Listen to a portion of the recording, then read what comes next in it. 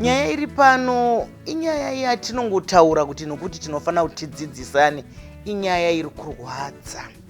Nyaya yekubhinywa kwevana vadiki, nyaya yekurepwa kwevana vadiki, nyaya yekuti vana vari kuitawo vana.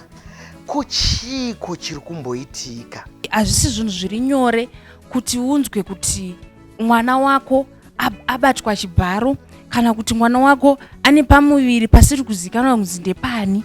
Saka kazhinji kacho parobva patariswa kunzi ndiye muchengeti wemhuri, zvino tingachadii? Kunzi aiwa iyi ngatichingoinyararei ndezvemunomumba, hatichazvitauri.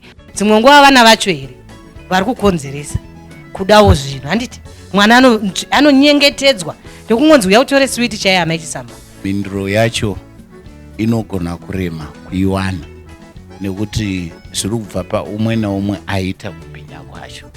Saka zvichida zvinotomboda kugara nevanhu zvikuru amajere apo.